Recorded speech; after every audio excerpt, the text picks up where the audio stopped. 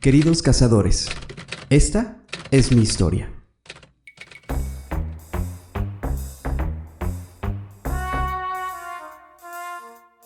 Cuando recordó que mi abuela recién había muerto, se levantó rápidamente de la cama y salió de su cuarto corriéndose al baño, el cual la encontró con la puerta abierta y con la luz encendida.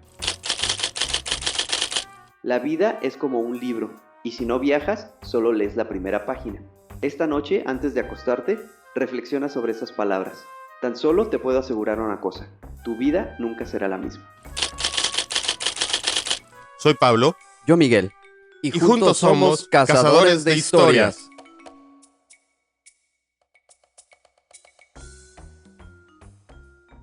¿Qué tal? Muy buenas tardes, buenos días, buenas noches, buenas madrugadas. A ver, también puede ser que alguien nos escuche en la madrugada.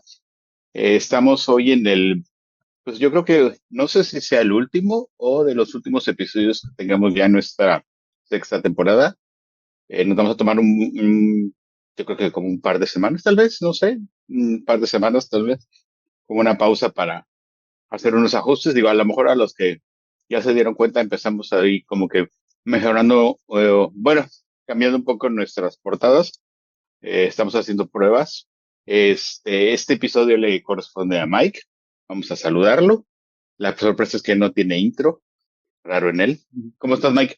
Hola, ¿cómo están todos? Muy bien, por aquí andamos trayendo un nuevo episodio, como bien dices, ya prácticamente cerrando lo que es la sexta temporada, que ha sido la más larga que hemos Sí. tenido.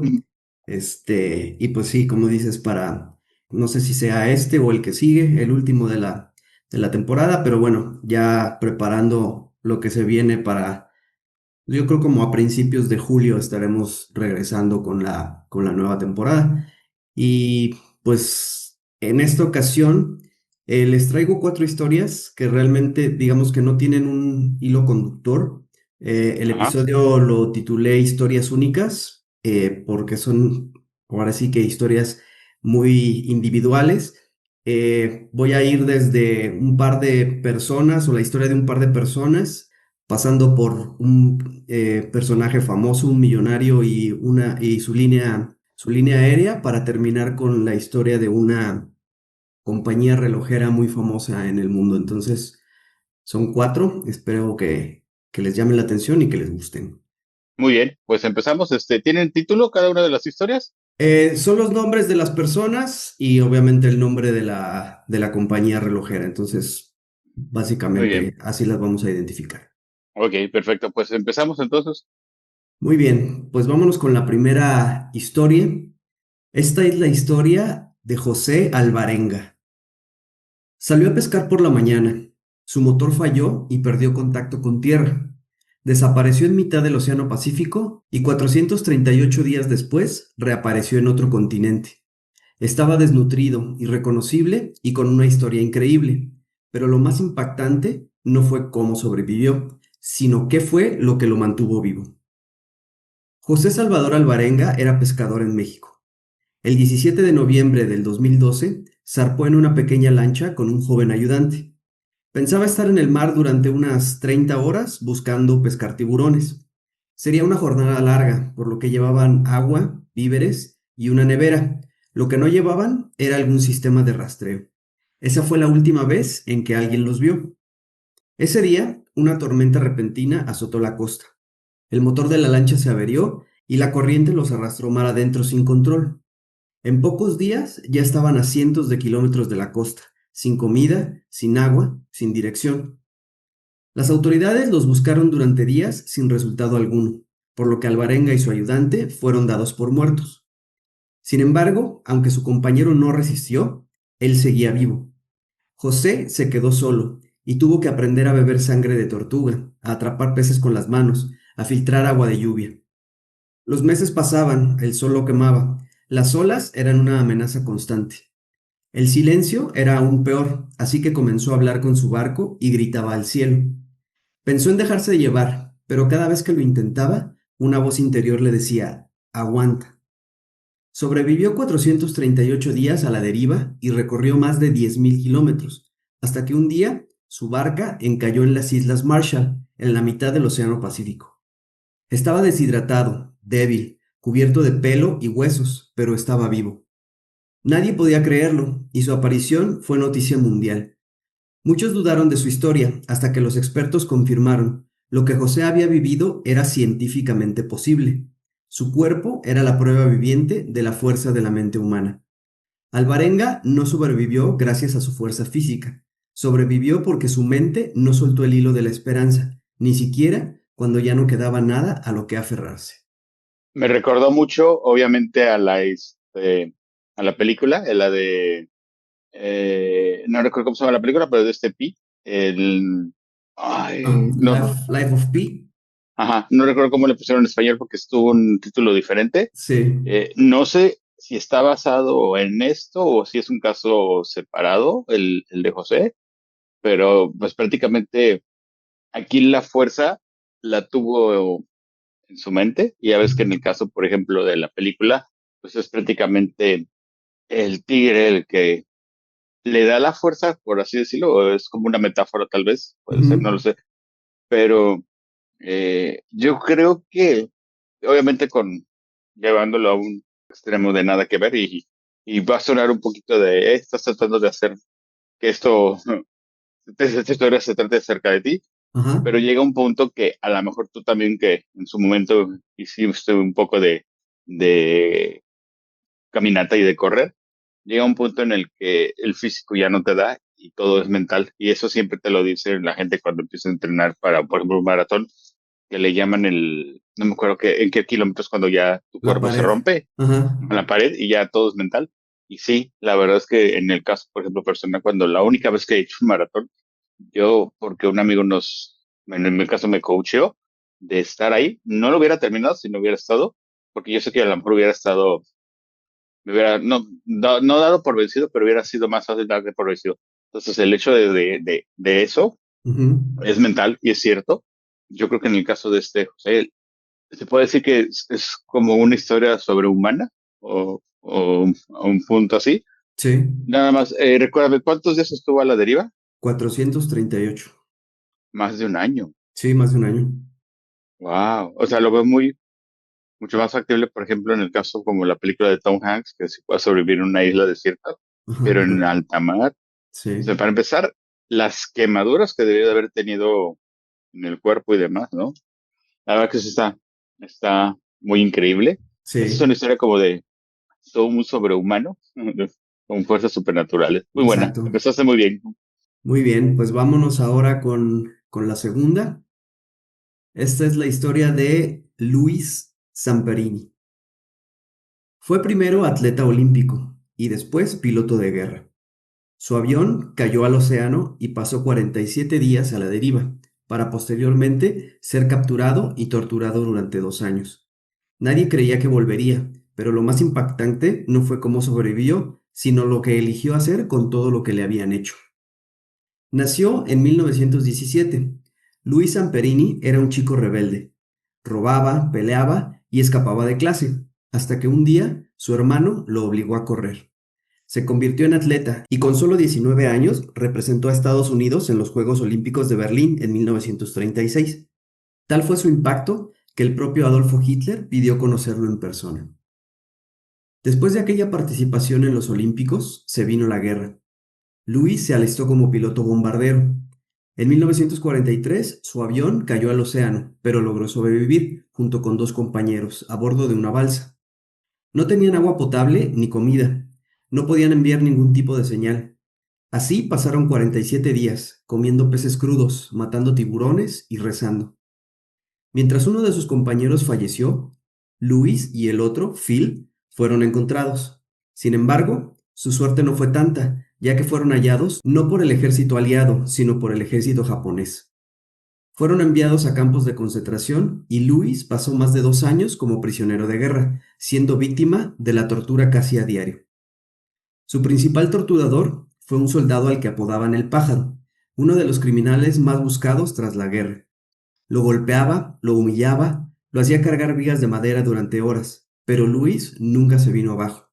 Sobrevivió y fue liberado en 1945, cuando acabó la guerra. Sin embargo, su verdadera batalla comenzó después. Aunque volvió como héroe, por dentro estaba roto. Tenía constantes pesadillas y se refugió en el alcohol. Lo consumía la ira.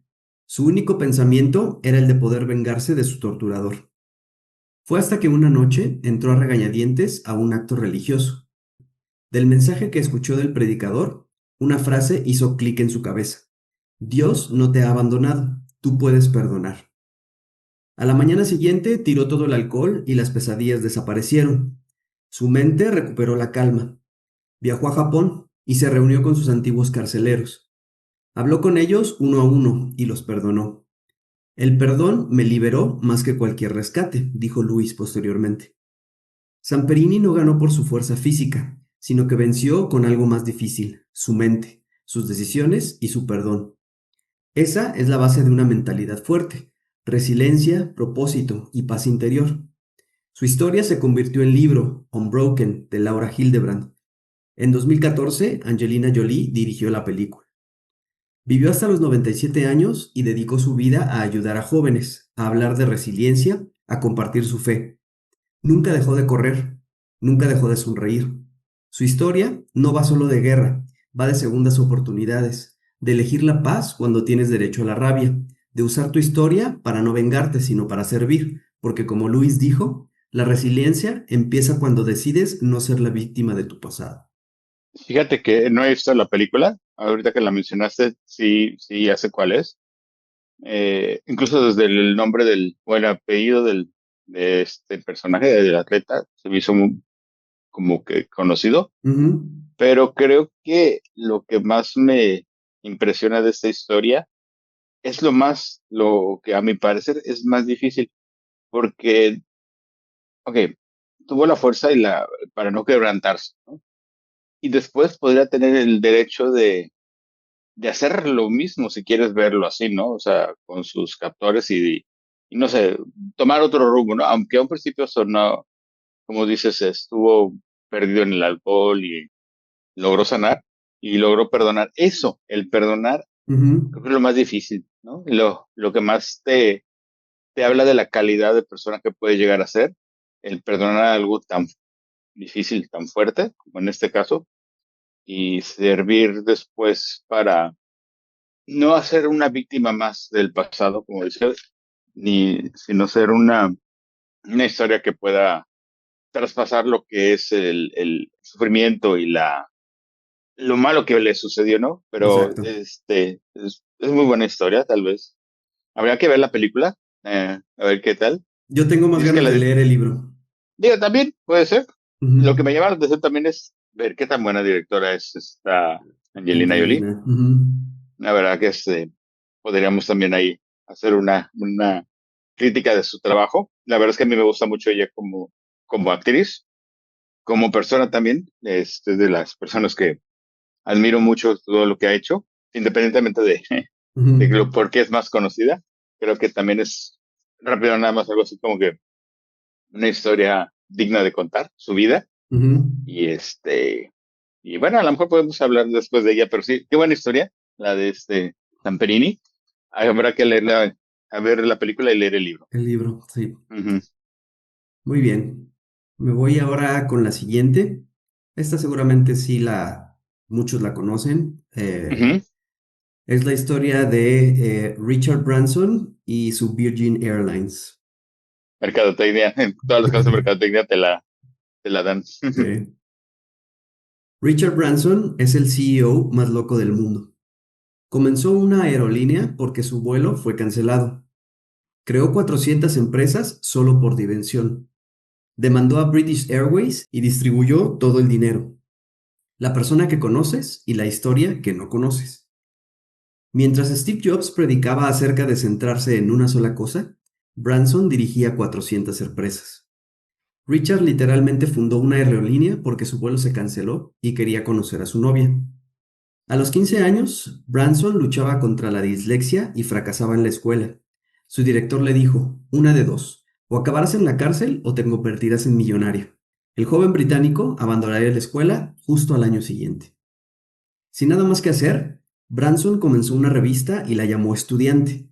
Mientras otras revistas trataban con condescendencia a los estudiantes, su revista hablaba de sexo y rock and roll. El Estudiante no tuvo gran éxito financiero, pero aprendió su primera lección: atención igual a influencia.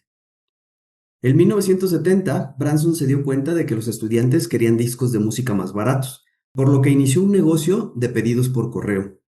Vendió discos con un 15% de descuento para vender a precios más bajos que las grandes tiendas, y contrató artistas atrevidos que nadie estaba contratando. En la década de 1980, Virgin Records ganaba 50 millones de libras anuales. Una ocasión, Richard quería ir a las Islas Vírgenes para encontrarse con su novia, pero el vuelo fue cancelado. Entonces alquiló un avión y calculó el costo de contratación y el costo por pasajero si los gastos fueran compartidos. Luego escribió Virgin Airlines en una pizarra y vendió billetes a $39 cada uno. Fue entonces cuando Branson pensó en fundar una aerolínea. Llamó a Boeing para alquilar un avión por un año. Pensaron que estaba loco, un tipo de una discográfica que estaba creando una aerolínea. Sin embargo, Boeing tenía un avión de segunda mano y acordó recuperarlo al cabo de un año si Virgin Atlantic fracasaba. Así despegó Virgin Atlantic en 1984. Fue única en su tipo, primera aerolínea con pantallas en el respaldo del asiento, helado gratuito durante los vuelos, champán gratuito para los pasajeros. La entrada de esta nueva aerolínea no le cayó bien a otra aerolínea británica, quienes no supieron cómo manejarlo. British Airways inició una campaña secreta para aplastar a Virgin. Hackearon sus computadoras, comenzaron a difundir rumores falsos sobre los estándares de seguridad de Virgin y sobornaron a periodistas para que cubrieran historias falsas. Sin embargo, Branson los demandó, ganó el caso y distribuyó el dinero entre su personal. Pero el millonario no iba a detenerse pronto.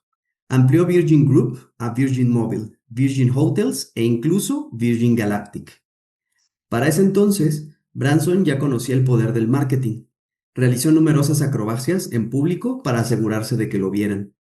Aplastaron miles de latas de Coca-Cola con un tanque en Nueva York. Voló en globo aerostático a través del Atlántico. Saltó en bungee desde el Palms Casino. Si bien Branson tuvo su propia cuota de fracasos, también las son 400 empresas. Él no microgestiona, sino que delega. Él cree en contratar personas que sean fuertes en áreas en las que él no lo es, y luego confiarle las responsabilidades. La mayoría de los empresarios solo puede aspirar a ser tan buenos como Branson en la delegación. Esto les impide operar con un alto nivel de apalancamiento. Mientras que la mayoría de los fundadores operan en el nivel 2 o 3, Branson descansa cómodamente en el nivel 5, quizá más alto. Estos han sido los secretos de Branson para construir una marca icónica. Obviamente, como dices, sí, es mucho más conocida su historia, mucho más viral, tal vez también por todo lo que logró. Yo, lo personal, lo conozco por las tiendas de discos y la disquera. Obviamente, las tiendas de discos ya cerraron, ya creo que, según yo, nada más le quedan como que las más icónicas de Londres, no sé, en Estados Unidos. Yo conocí una en la Ciudad de México que estaba en la calle Misa o en Londres, no recuerdo, estaba en la zona rosa, pero era así, no era enorme, pero sí tenía algo muy especial, que era que tenía muchos, en ese entonces, discos compactos de ediciones especiales, ¿no? Por ejemplo, tú sabes que en Japón siempre hacen ediciones especiales de los discos, y eso era mucho antes de que tuviéramos la facilidad de ahora de poder pedirlos a través de otras, de mensajería, por decir, y entonces era algo así como que súper wow, encontrarte esas ediciones, ¿no? Después me enteré de lo que hizo con su línea aérea. No sé si siga teniéndola, la verdad es que desconozco. No Lo sé. último que me quedé era de que estaba intentando hacer lo de viajes al espacio, Ajá, tipo el de Amazon. sí. Ya no sé, la verdad.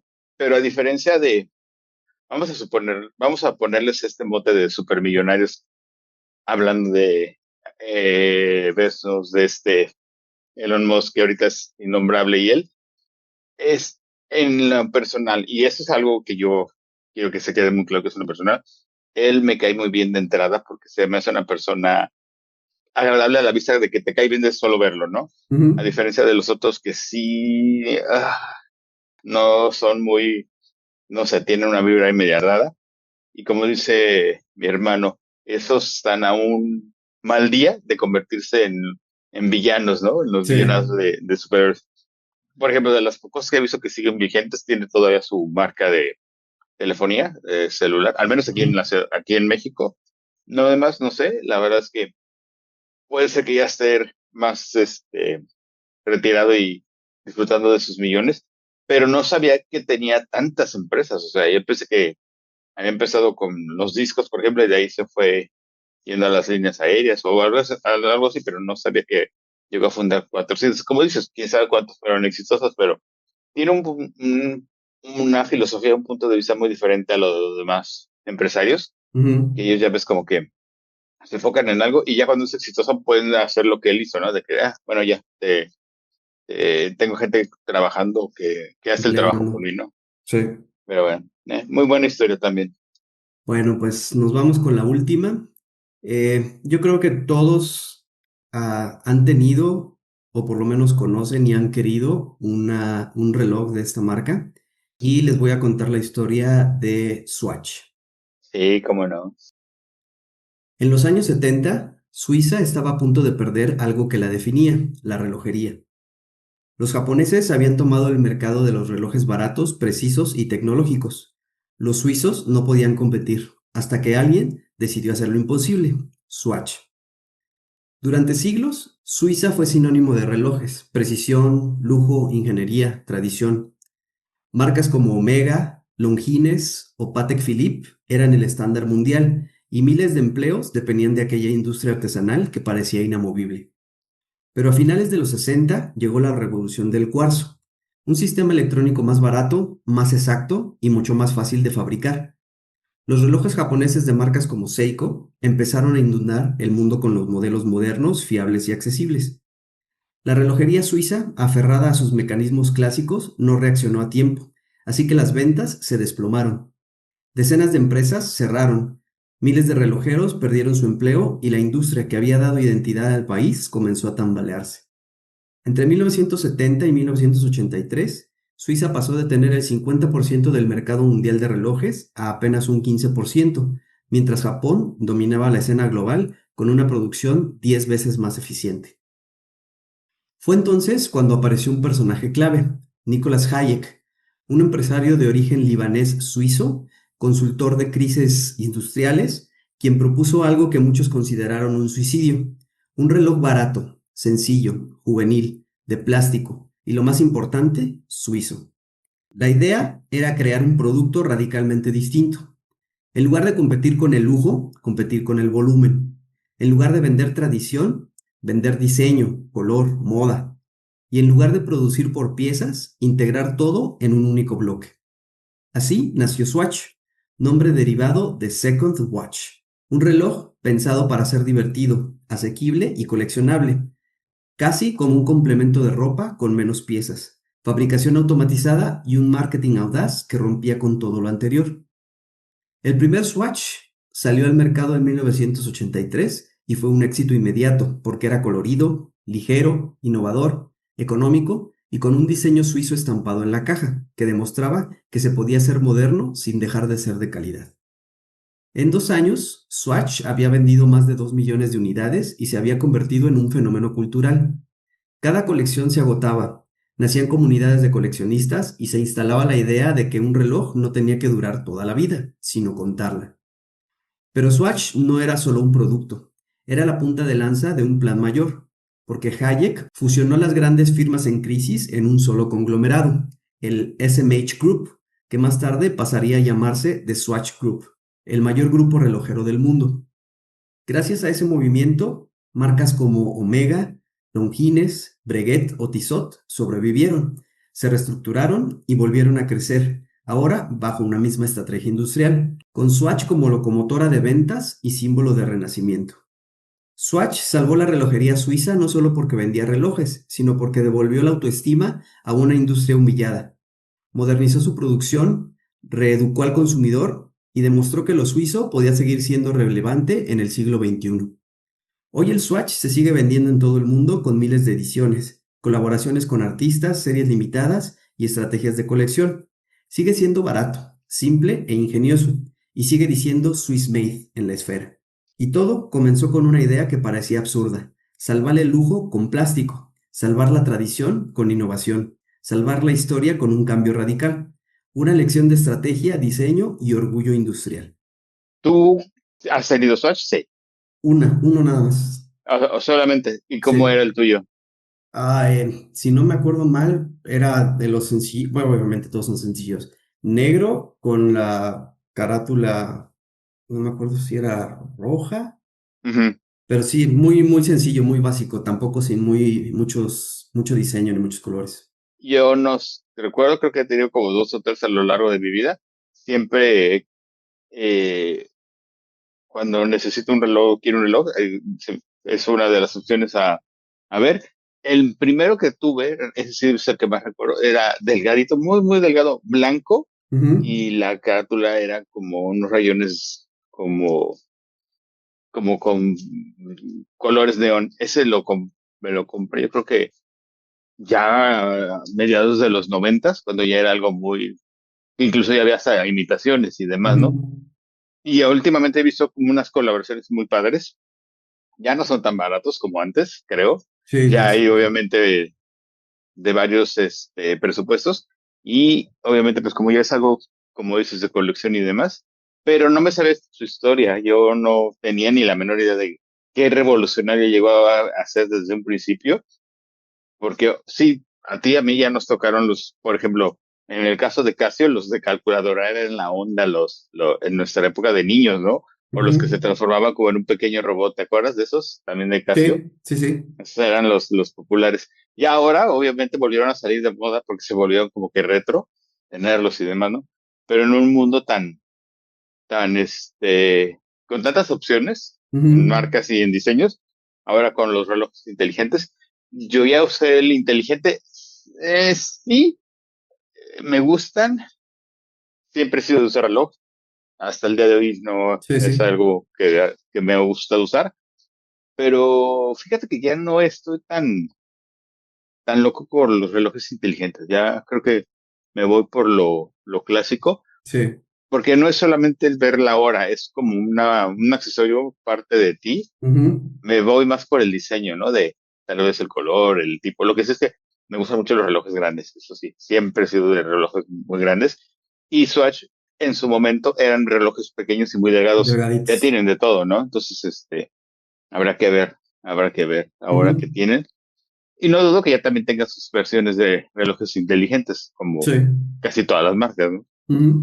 Y pero bueno, hoy precisamente estábamos hablando de relojes, de el reloj de nuevo de Apple, que vale 20,000 pesos. Digo, no estoy tan seguro si me compraría un reloj de esa marca, porque las baterías no son tan buenas. Mm. Tienes que estarla recargando mucho, muy seguido, más bien dicho. Pero recuerdo ese primer Swatch que tuve, creo que no es mi reloj favorito. Mi favorito que tuve fue uno de la marca Benetton. No, mentira, era Swatch, sí, sí, sí. Me encantaba ese reloj porque era blanco y tenía una cúpula que al momento de apretar se encendía y veías la hora, pero te iluminaba en color como entre azul, verde, neón. Estaba padrísimo ese reloj. Es mi reloj favorito. Y sí, Mm. era Swatch, ya me acordé. Mira. A ver, bueno. Pues qué bueno. Pues muy buenas las historias muy variadas, como dices. Me gustaron las cuatro. Episodio ligero. No sé si despidamos con la temporada o nos aventamos uno más.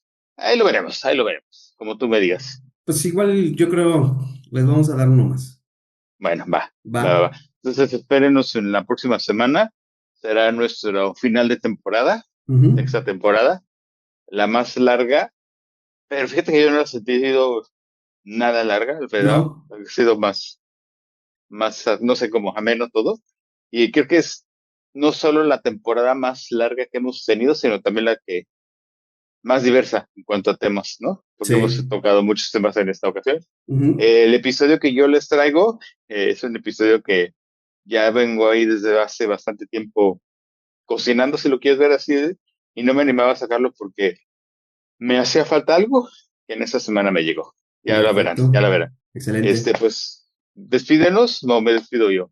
Adelante, adelante. Bueno, pues ok, nos estamos escuchando la próxima semana. Muchas gracias. Estén atentos hasta el último episodio la próxima semana. Y ya saben, a los que nos han estado empezando a escuchar apenas, ya tenemos bastantes episodios para que no nos extrañen este par de semanas que nos vamos a tomar como de descansito, ¿no? También Exacto. es para afinar unos detalles y ver cómo empezamos la séptima, año número cabalístico. Nos debe ir Ujú. mucho mejor entonces. Muchas gracias y hasta luego. Bye.